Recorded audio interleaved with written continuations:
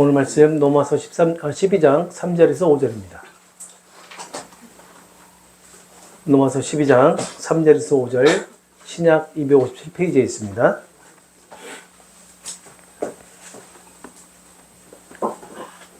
우리 한 절씩 교독을 하겠습니다. 내게 주신 은혜로 말미암아 너희 각 사람에게 말하노니 마땅히 생각할 그 이상의 생각을 품지 말고 오직 하나님께서 각 사람에게 나누어 주신 믿음의 분량대로 지혜롭게 생각하라. 우리가 한 명의 많은 지체를 가졌으나 모든 지체가 같은 기능을 가진 것이 아니니. 함께 읽겠습니다. 이와 같이 우리 많은 사람이 그리스도 안에서 한 몸이 되어 서로 지체가 되었느니라. 아멘. 우리 인사 나눌까요? 예수는 그리스도이십니다. 예수는 그리스도이십니다. 예수님 우리에게 평안과 안식을 주십니다. 예수님은 우리에게 평안과 안식을 주십니다. 평안하시기 바랍니다. 평안하시기 바랍니다. 우리가 지금 로마서를 계속 지금 강해를 통해서 로마서의 말씀을 우리가 살펴보고 있는데 우리가 1장부터 10장까지 교리 부분에서 가장 중요하다고 강조했던 그 한 마디가 있는데 그게 뭐였죠? 통틀어서 1장부터 11장까지 딱 한 단어로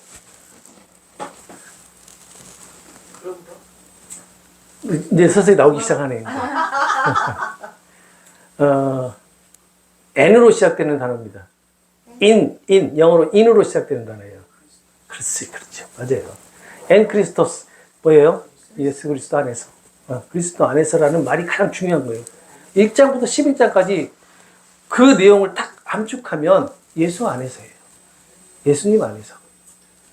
여러분 그걸 잊으시면 안 됩니다. 로마서에서 가장 강조하고 싶었던 게 우리 거기서 로마서에 이런 얘기를 하죠. 의롭다함, 죄, 여러 가지 얘기를 하잖아요.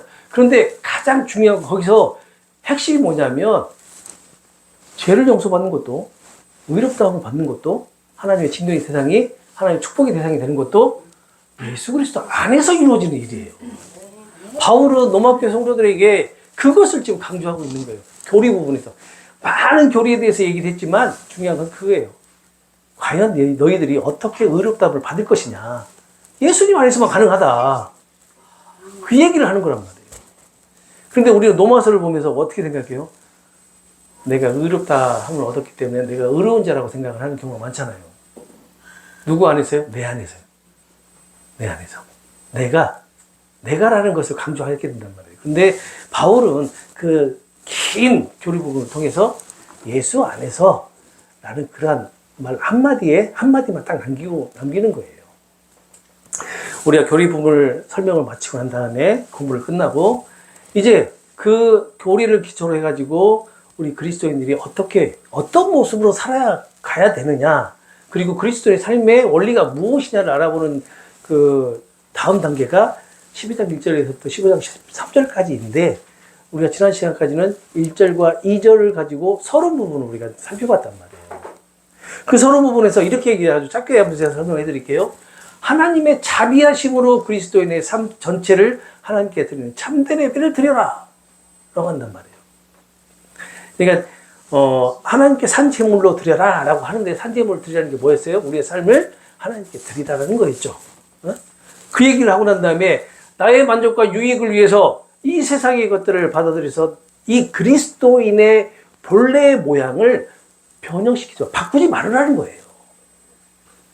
이 세상의 것으로 나의 모습을 바꾸지 말아라 라고 하는 그런 권면, 그리고 생각을 새롭게 하는 변화를 받아서 하나님의 뜻, 하나님이 선하시고 그리고 기뻐하시는 것과 그리고 온전하신 것이 무엇인지, 그리고 완전한 것인지, 하나님이 뜻이 완전하다는 것을 인정해라 라고 하는 그런 내용으로 우리가 살펴보았어요.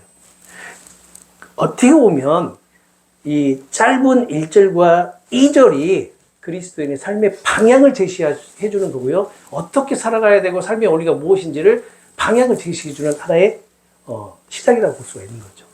네, 서두 부분이라고 할 수가 있어요. 이처럼 우리가 서론 부분의 1절과 2절을 통해서 그리스도인이 이 세상에서 살아가야 하는 삶의 방향을 제시해주고 1절과 2절을 바탕으로 해가지고 15장 13절까지 그리스도의 삶의 모습 그리고 삶의 원리에 대한 권면을 하는데 오늘 가장 먼저 시작되는 게 뭐냐면요. 교회 공동체 안에서 서로 다른 성도들과의 관계에 대해서 얘기를 합니다. 어떻게 관계를 이어야 되는지. 왜 바울은 제가 이 말은 나중에 마지막에 하려고 했는데 지금 먼저 말씀을 드려야 될 것 같아요. 왜 바울은 이렇게 교리 부분을 끝내고 첫 번째 권면을 하기 시작하면서 왜 교회 공동체 안에 다른 성도들과의 관계에 대해서 얘기를 했을까? 그것을 곰곰이 생각해 봤어요. 그러면서 제가 뭘 생각해 보냐면 당시 로마교회 상황을 한번 점검을 해 봤습니다. 로마교회 상황이 어땠을까? 이방인 그리스도인들과 유대인 그리스도인들이 함께 섞여져 있는 상황이었어요. 그런 상황에서 바울은 왜 로마교회에 이런 말을 했을까? 어떤 갈등과 분쟁이 있었기에 이런 권면을 처음으로 내놓는 것일까? 라는 걸 생각을 해봤어요. 어떤 갈등이 있었을까요? 그렇죠. 크게 얘기해 주세요, 전사님. 그거예요. 자, 로마교회 상황을 잘 한번 생각나시는 대로 생각해 보세요. 떠올려 보세요. 유대인들하고 이방인들하고는 어때요? 문화가 같아요, 달라요? 다르잖아요. 서로 다른 문화. 그리고 율법에 대한 이해가 같아요, 달라요? 다를 수밖에 없죠. 왜? 유대인들은 율법을 어렸을 때부터 배우지만 이방인들은 어때요? 모르는 거예요. 율법이 뭔지 몰라요. 그러니까 이런 이해에 대한 갈등이 있을 수밖에 없어요. 교회 안에서. 그러죠? 그리고 유대인들은 율법과 유대 전통에 대해서 아주 익숙해 있죠. 그렇지만 이방인 성도들은 어때요? 이러한 배경이 전혀 없어요. 이교도 문화를 가지고 있잖아요. 그러다 보니까 이 충돌이 있을 수밖에 없습니다. 물론 그리스도 안에서 하나의 예배를 드리는 공동체로 모여지긴 했지만 그 사람들이 지금까지 살아왔던 삶을 보면은 유대인의 삶과 이방인의 삶을 살았잖아요. 그러다 보니까 서로 어떻게 돼요? 잘 안 맞을 수밖에 없죠. 삶에서.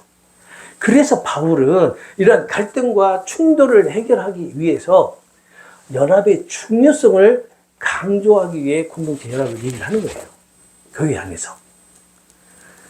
유대인이나 이방인이나 중요합니다. 하나님의 말씀으로 맺어진 언약 공동체 안에 속해 있다라는 것을 강조하기 위해서 이렇게 연합에 대해서 먼저 얘기를 하는 겁니다. 어떻게 보면 로마교회 안에 바울이 권면을 하는 순서 중에서 가장 적절한 순서를 택했다라는 저는 그렇게 생각을 해요. 왜냐하면 성도들 각자의 삶에 대해서 권면을 했다라고 하면 그 삶이 내 거라고 생각했을 거 아니에요. 우리도 그러잖아요. 솔직히 지금 이렇게 그리스도인의 삶을 얘기하더라도 사실 내가 그것을 받아들이는 것은 내 삶으로 해석을 해서 받아들이지 그것이 그리스도인의 삶이 이렇게 살아가야 돼 그대로 살아갈 수는 없는 거잖아요. 우리가 실적으로 잘 살아지지 않잖아요. 그러다 보면 나중에 이렇게 각각의 받아들인 것 때문에 나중에 공동체 연합을 얘기하면 그게 들어올까요? 안 들어올까요? 안 들어올 것 같아요. 저도 그런 생각이 들더라고요. 그래서 바울이 이렇게 로마교회를 사랑하는 마음으로 편지를 쓰면서 이렇게 로마교회 공동체가 먼저 하나로 이루어져야 된다라는 권면을 하는 것이 적절하다. 정말로 하나님의 뜻을 어떻게 분별을 하는지를 얘기를 하고 난 다음에 공동체 연합을 얘기를 하는 이유가 참 적절하다는 생각을 하게 됐어요. 이것을 연구하다 보면서.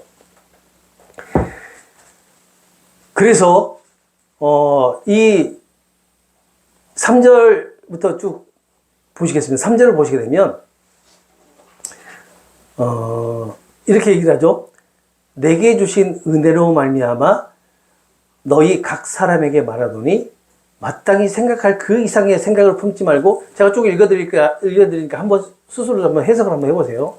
오직 하나님께서 각 사람에게 나누어 주신 믿음의 분량대로 지혜롭게 생각을 하라 라고 얘기를 먼저 권면을 합니다. 여기서 바울이 제일 먼저 얘기한 게 뭐냐면 자신이 받은 은혜를 얘기를 해요. 자신이 받은 은혜. 그러면 바울 자신이 받은 은혜가 무엇일까?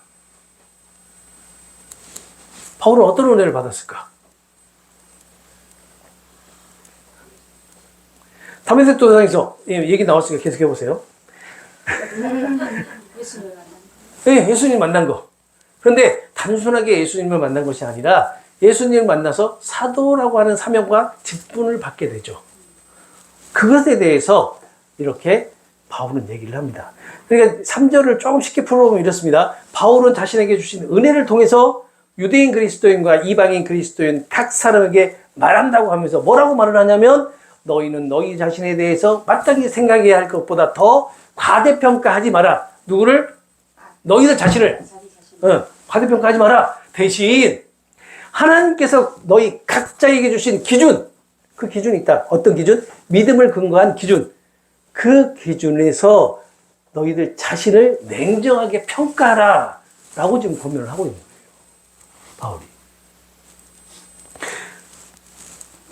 그러니까 바울은 자신이 받은 은혜를 내가 예수님께 다메섹 도상에서 예수님께 받은 사도라고 하는 사명과 직분을 말을 하면서 이 로마 교회 성도들에게 자신의 사도직을 강조하기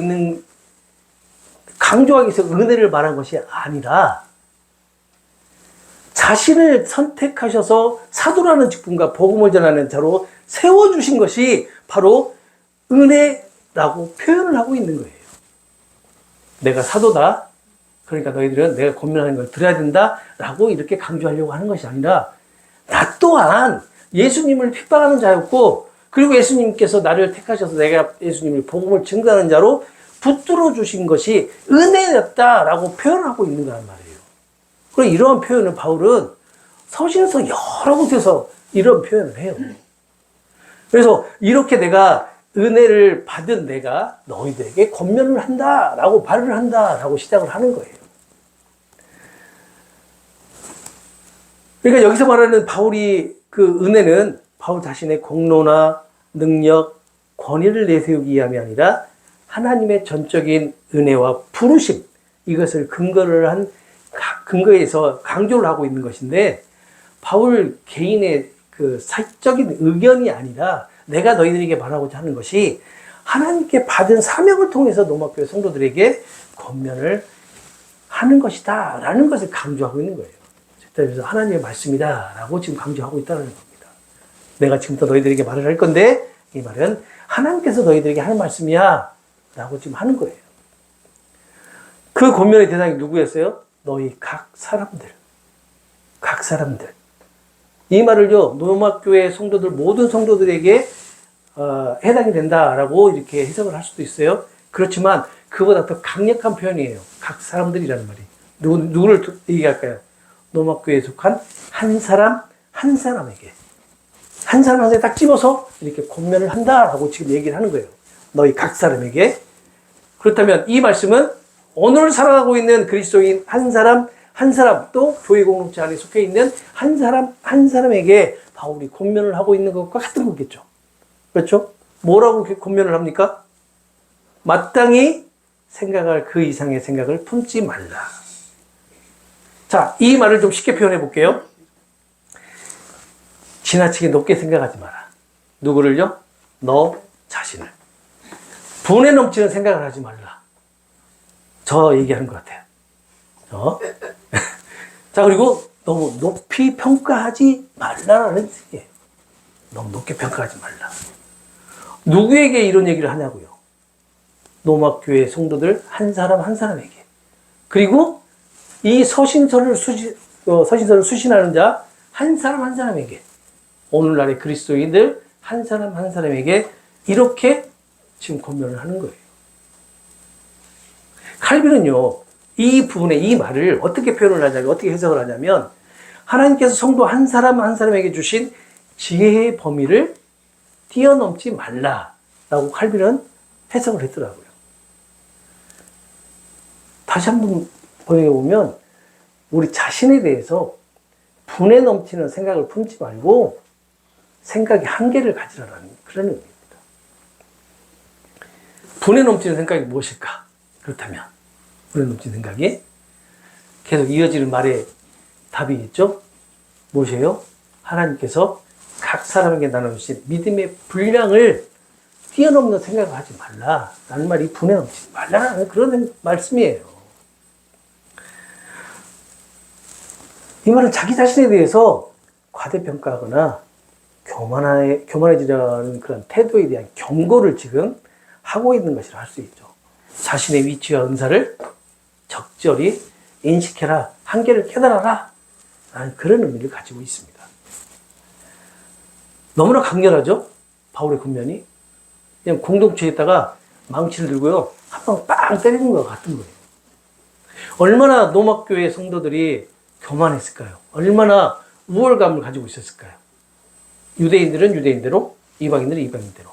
왜 이방인들이 우월감을 가지고 있었을까요? 그 교회가 누가 세웠어요? 노막교회 누가 세웠어요? 이방인들이 세웠잖아요. 그리고 유대인 그리스도인보다 이방인 그리스도인들이 수가 훨씬 많았어요. 그러니 당연히 유대인 그리스도는 어떻게 했어요? 조금 기죽었겠죠. 기죽었다는 얘기는 반대로 이방인들이 교만해졌다는 얘기죠. 맞아요. 그런데 반대로 수가 적은 유대인들은요. 내가 유대 전통을 가지고 있는 사람이야. 나 선민이야. 얼마나 대대했겠냐고요. 서로.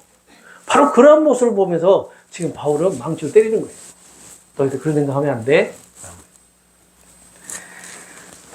자, 세상 사람들이 이러잖아요. 세상 사람들이 자기 자신을 대단하게 생각을 해요. 그렇죠?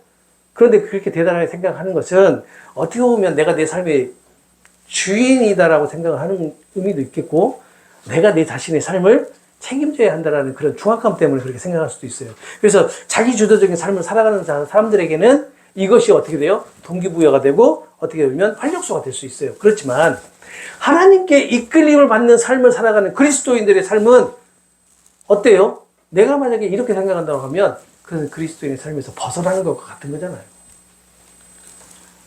우리가 흔히 고백할 때 뭐라고 고백하죠? 나는 피조물입니다. 그러죠? 그리고 나는 먼지와 같고 그리고 티끌과 같은 존재입니다. 라고 고백하잖아요. 요즘 그런 고백 잘 안 하나요? 우리 예전에 많이 하지 않았어요? 그렇죠. 많이 했잖아요. 요즘 잘 안 해요? 혼자 있을 때. 그러니까 요즘은 잘 그런 고백을 안 하나 봐요. 그러니까 그만큼 그리스도인들이 요즘 어떻게 생각한다는 얘기예요? 나는 대단해. 라고 생각한다는 거예요. 그리스도인들. 그런데 바울은 이런 우리들에게 경고를 하고 있는 겁니다. 그거 교만한 거야. 그게 교만한 생각이야. 그렇다면 각 사람에게 나눠주신 믿음의 분량이 무엇을 의미하는 것일까? 이 분량이라는 단어를 살펴보니까 측량, 단위, 기준 이렇게 해석을 할 수 있더라고요. 그러니까 하나님께서 각 사람에게 나누어 주신 영적으로 감당할 수 있는 한계, 이것이 분량이 아닐까라는 그런 생각을 해봐요. 연구해 보니까 그렇더라고요. 그리고 여기서 믿음이라는 것은 우리가 구원을 받으면서 필요한 그런 믿음을 말하는 것이 아니라 하나님께서 맡겨주신 그 사명을 감당할 수 있는 의지 또는 역량, 우리의 역량, 그것을 의미하는 것 같아요. 그래서 믿음이 분량이라는 것은 하나님께서 각 사람에게 주신 달란트와 그 달란트를 감당하기 위해 필요한 믿음의 정도, 이것을 의미하는 것 같습니다. 그러니까 모든 성도는요, 각각 다른 역할이나 은사를 가지게 되죠. 그죠? 그렇죠? 각각 다 달라요. 다 다른 달란트를 가지게 됩니다. 다 다른 은사를 가지게 돼요. 그리고 교회 공동체 안에서 각각 다른 역할을 감당하게 됩니다. 그렇죠? 이것을 감당하기 위한 믿음의 크기, 성격, 그리고 역량 또는 능력을 하나님이 주권적으로 각각 정해서 나눠주신 것이 뭐냐면 바로 믿음의 분량이라는 거예요. 그러니까 이 믿음의 분량이라는 것을 내가 내 스스로 조절할 수 있는 것이 아니라 하나님께서 이미 정해갖고 주신단 말이에요. 우리 수업자님께서 우리 하나님께서 믿음의 분량을 주시기면 어떠한 믿음을 분량을 주셨는지 본인 스스로는 다 알아요. 내가 이만큼 하나님을 찬양하고 내가 이만큼 하나님께 기도드릴 수 있는 분량, 이게 다 하나님께서 정해져 주시는데 그 이상을 주시지도 않고 그 이하를 주시지 않고 적당하게 감당할 수 있는 만큼 주신 이유가 뭔지 아세요? 교만해지지 말아요. 그리고 방종하지 말아요. 방종. 나태해지는 것이 아니라 방종이에요. 방종. 그러지 말으라고 주시는 거예요. 그런데 우리는 어떻게 돼요? 항상 뛰어넘거나 아니면 나태해지거나 이 두 가지를 다 선택합니다. 가끔은 뛰어넘어요. 그리고 그래서 가끔가다가 그냥 초인간적인 그런 능력을 발휘하기도 합니다. 가끔은 아주 그냥 나태해져 버려가지고 그냥 주저앉아 버릴 수도 있잖아요. 그러기도 하죠. 근데 이게 참 중요한 게 뭐냐면 하나님의 주권적으로 각 성도들에게 주어졌다는 거예요. 정해서 주셨다는 거예요. 정해서. 하나님께서. 우리가 정한 것이 아니라. 우리는 흔히 이렇게 고백을 합니다. 나는 믿음 없어요. 그래도 나는 믿음 없어요 라고 고백하는 사람들은 그래도 조금 복음을 깨달은 사람들이에요. 그러죠? 그렇게처럼 그렇게 고백 못해요. 나 믿음 겁나 충만해요 라고 얘기하지. 그러잖아요. 나 믿음 겁나 충만해요. 성령 충만해요. 막 이렇게 얘기를 하잖아요. 그런데 조금 복음을 좀 깨달으신 분들은 정말 내가 믿음이 없는 자네요 라고 고백을 해요. 그런데 이 고백은, 이 믿음이 없다는 이 고백은 내 안에서 나오는 이 믿음이 내 안에서 나오는 것이 아니라 선물로 나에게 주어진 것입니다 라고 고백하는 거잖아요. 그러죠. 그런데 이렇게 믿음 없는 그리스도인들이 보면요, 어느 한순간 선교를 하고 있어요. 어느 한순간 뭐 하고 있어요? 공동체 안에서 교사로 활동하고 있어요. 어느 한순간 식당에서 주방에서 섬기고 있고요. 어느 한순간 안내를 서고 있어요. 어느 한순간 반주를 하고 있고요. 어느 한순간 성가대에서 하나님을 찬양하는 데 서 있습니다. 그리고 보이지 않는 곳에서 어떻게 여러 곳에서 봉사를 하고 있는 그런 모습들을 보고 있고 헌신하는 것을 볼 수가 있어요. 바로 이러한 것들이 성도들이 감당할 수 있는 만큼 믿음의 분량을 주시는 거예요. 이러한 것들. 그 이상 하지 않잖아요. 그 이상 하려고 하지 않잖아요. 그런데 교회에서 가끔 가다 보면 그 이상을 하려고 하시는 분들이 많이 있어요. 그러다 보니까 어떻게 돼요? 서로 부딪히죠. 그래서 분쟁이 일어나고 싸움이 일어나죠. 예. 그만큼 그러면 안 됩니다. 우리는 그러지 마시게요. 예. 우리가 뭐 지금까지 신앙생활 40년, 50년 동안 해오시면서 많이 겪어봤던 그런 일들이니까 그냥 말씀드렸던 거예요. 이렇게 믿음의 분량을 뭐라고 얘기하냐면요. 지혜롭게 생각하라 라고 합니다. 지혜롭게. 여기서 지혜롭다라고 번역된 헬라어를 그 단어를 분석을 해보니까 건전하고 겸손하게라는 그런 의미가 있어요. 겸손하게. 그리고 이 헬라 철학에서 보니까 이 지혜라는 것을 어떻게 해석을 하기로 하냐면 자신을 바르게 보는 것이라고 해석을 해요. 그래서 소크라테스가 뭐라고 하죠? 그러잖아요. 이렇게 헬라 철학에서는 이 지혜를 그렇게 해석을 하기도 합니다. 지혜롭게 생각하라 라는 이 말은요, 분에 넘치는 오만한 생각을 버리고 건전하고 겸손한 생각을 가지라 라고 이렇게 해석이 가능한 거예요. 그러니까 이 바울의 첫 번째 고백이 너무 강한 거예요. 지금 공동체를 향해서 핵폭탄을 지금 날리고 있는 겁니다. 하나님께서 믿음의 분량대로 감당할 수 있는 은사를 주셨다는 것은 각자의 직분과 역할이 다르다라는 것을 의미하고요. 그리고 동시에 자신이 받지 않은 직분과 역할의 영역을 침범해서는 안 된다라는 그런 의미도 있어요. 이는 자신에게 주어지는 믿음의 근거로 자신을 냉정하게 평가하라. 자신을 정확하게 평가하라. 그리고 하나님 앞에서 겸손함을 유지하라. 라는 명령이라고 할 수가 있는 겁니다. 그래서 바울은요, 이렇게 표현을 합니다. 참 기가 막혀요. 뭐라고 표현하냐면요, 보세요. 나의 나된 것이 하나님의 은혜이고, 내게 주신 은혜가 헛되지 않고, 내가 많이 수고했지만, 내가 한 것이 아니고, 나와 함께 하신 하나님께서 하신 은혜였다. 라고 고백을 한단 말이에요. 바울은. 이렇게 성도 각 사람에게 바울은 권면을 하고 이 공동체에 그냥 핵폭탄을 탁 던지고 난 다음에 좀 더 확장을 해서 공동체에 사절의 말씀을 전달을 합니다. 그 사절이 우리가 한 몸에 많은 지체를 가졌으나 모든 지체가 같은 기능을 가진 것이 아니다 라고 얘기한단 말이에요. 이 말을 많이 들어서 아시죠? 해석 안 해도 아시겠죠? 고개를 끄덕이는 사모님 한번 얘기 한번 해보세요.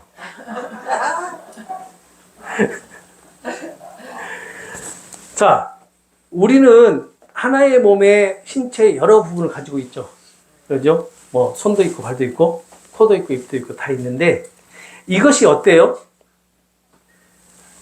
다 각자 기능을 가지고 있죠.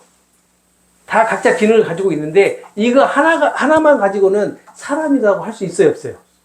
그러니까 손 하나 가지고 사람이라고 할 수 있어요, 없어요? 없잖아요. 각자 기능을 다 가지고 있는 이 지체들이 하나로 모였을 때 비로소 뭐가 돼요? 사람이 되듯이 각자의 지체들, 여기 계시는 지체들이 하나로 모였을 때 하나의 한 몸을 이룬다라는 얘기예요. 그리고 그 한 몸의 머리가 누구예요? 예수님이다라는 얘기죠. 바로 그것을 지금 좀 더 이 공동체 확장해서 지금 바울은 얘기를 하고 있는 거예요. 많은 지체들이 있지만 이 지체들이 각자 흩어지면 이게 교회가 될 수 있어요, 없어요? 없어요. 공동체가 될 수 있어요, 없어요? 없다라고 지금 얘기를 하고 있는 거예요. 이것이 모여야지만이 공동체가 되고 교회 공동체가 되고 믿음의 공동체가 될 수 있다라고 지금 바울은 얘기하고 있는 거예요. 왜 이렇게 얘기한다고요? 서로 싸우잖아요, 지금. 네 건이 내 건이 아니면 네 판이 내 판이 유대인 판이 이방인 판이 이게 서로 싸우잖아요. 서로 갈등이 있잖아요. 서로 충돌이 있잖아요. 그러니까 이것을 해소하기 위해서 이렇게 공동체에 대해서 메시지를 던져주면서 너희들 그래서 하나가 돼야 되는 거야 라고 지금 얘기를 하고 있는 거예요. 하나의 몸이라는 것은 그리스도 안에서의 교회 공동체를 의미하는 거란 말이에요. 교회 공동체라고 하는 몸의 구성을 어떻게 보면 다 똑같은 사람이 있는 거 아닙니다. 그죠? 다 다양한 지체들이 있죠. 그리고 그 각 지체는요, 각각의 특별한 달란트와 은사를 가지고 있어요. 특별한 능력들을 다 가지고 있단 말이에요. 하나님께서 주신. 이것을 한 몸이라고 하는 공동체 안에 다양한 지체들의 역량과 능력을 어떻게 해요? 인정하라라는 그런 의미로 지금 바울은 폭탄을 던지는 겁니다. 유대인들에게는요, 이방인들의 능력과 역량을, 지체들의 능력과 역량을 인정해라. 그리고 이방인들에게도 유대인들을 인정해라. 그래야지만 너희가 하나가 될 수 있다. 너희들을 서로 존중해라. 라고 지금 얘기를 하고 있는 거예요. 그러면서 5절에 한 몸과 많은 지체의 비유를 또 들면서 실제로 교회 공동체의 적용을 바로 해서 결론을 내려버립니다. 바울은. 5절 보시게 되면 이와 같이 우리 많은 사람이 그리스도 안에서 한 몸이 되어 서로 지체가 되었다. 라는 결론을 내게 되죠. 다양한 배경과 은사를 가진 각각의 성도들이 예수님 안에서 연합이 되어 하나의 영적 공동체를 이루고 또 각각의 지체로 서로 협력하고 조화를 이루게 되었다라는 거예요. 이루게 되었다라고 지금 결론을 내린단 말이에요. 왜 이렇게 결론을 내릴까요? 이 공동체가 누가 세운 공동체예요? 하나님께서 세우신 공동체예요. 이 지체들을 누가 세웠어요? 하나님께서 세웠어요. 그렇기 때문에 바울은 지금 5절에서 바로 너희들이 교회 공동체야 라고 결론을 내려버리는 거예요. 이것이 각 지체들이 세운 거였다면 아직 멀었어. 너희들 조금만 더 화합해야 돼. 이렇게 말씀하시겠지만 이미 하나님께서 결정짓고 만들어버리신 거기 때문에 결론을 내려버리는 겁니다. 여기에서도 중요한 단어가 하나가 나옵니다. 뭐냐면 엔크리스토라는 단어예요. 엔크리스토. 그러니까 교회 공동체 그 자체도 예수님 안에서 그리스도 안에서 하나님께서 세우신 성도의 연합이다 라는 거예요. 그러니까 인간적인 모임의 수준이 아니다라는 거예요. 지금 이 교회 공동체는 그냥 친목 모임이 아니다라는 거예요. 예수님을 믿는 믿음 안에서 영적으로 결속되고 각각 독립적이지 않고요, 서로의 필요를 채우는 상호 의존적인 관계를 맺는 것이 바로 성도들의 연합이다라는 겁니다. 교회 공동체는 어떻게 보면 하나님 나라를 나타내고 있는 것과 같은 거예요. 그래서 왜 그럴까요? 왜 우리 이 교회 공동체가 하나님 나라를 나타내는 것일까? 한번 생각해 보셨을까요? 우리 공동체를 생각하시면서 기도를 하시면서 왜 이 공동체가 하나님 나라를 나타내는 것일까? 예수님은 이렇게 말씀하십니다. 두세 사람이 모인 곳에, 그렇죠, 예수님이 함께 하시겠다라고 말씀하셨잖아요. 그러면 예수님이 함께 하시는 곳이 하나님 나라예요? 아니면 예수님이 함께 하시지 않는 공동체가 하나님 나라예요? 예수님이 함께 하시는 곳이 어디예요? 하나님 나라예요. 그것이 어디나?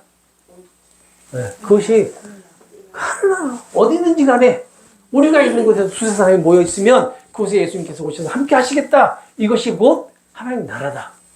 우리가 감옥에 갇혀 있더라도, 복음을 전하다 감옥에 갇혀 있더라도 그곳에 두세 사람이 있으면 하나님 나라인 것이고요. 그리고 우리가 어디 광야에 있든 사막에 있든 어디에 있든지 간에 그곳에 두세 사람이 있으면 하나님께서, 예수님께서 함께 하시겠다라고 선포하셨기 때문에 그것이 바로 하나님 나라입니다. 즉 성도가 있는 것이 바로 하나님 나라가 되는 겁니다. 그런데 각각 혼자 뿔뿔이 흩어져 있으면 그게 하나님 나라가 될 수 있어요? 없어요? 없다라는 거예요. 공동체를 이루어야지만이 된다라는 겁니다. 그래서 성도 간의 이 연합이라고 하는 것은 단순하게 이렇게 도덕적으로 이게 권면하는 그런 수준이 아니라 예수님의 구속 사역의 결과를 지금 연합이라고 하는 그런 단어로 나타내고 있는 거란 말이에요. 교회 공동체 안에서 성도 간에 서로 덕이 되어야 한다라고 제가 말씀드렸던 거 기억나시죠? 그러면 그 덕이 되어야 한다라는 그 말의 의미를 어떻게 제가 해석을 해드렸어요? 서로 넘어지지 않게 어깨를 내어주고, 그리고 서로를 세워주는 것이 덕을 세우는 것이다라고 말씀드렸죠? 모범이 되는 게 아니다라고 했잖아요. 덕이 안 된다, 덕이 안 된다. 다들 그렇게 얘기하는데 덕이 안 된다 하면서 뭐예요? 모범이 되라는 얘기였잖아요. 다들 그렇게 얘기를 하잖아요. 그렇게 사용하잖아요. 근데 제가 그것은 덕을 세우라는 것은 서로 넘어지지 않게 부추겨주라는 얘기예요. 어깨를 내어주라고. 붙잡아주라고, 서로 이렇게 세워주라고 이렇게 것이라고 말씀드렸잖아요. 그래서 이 5절 말씀이 어떻게 돼요? 바로 덕을 세우는 것과 같은 의미라고 할 수가 있는 거예요. 5절 말씀이.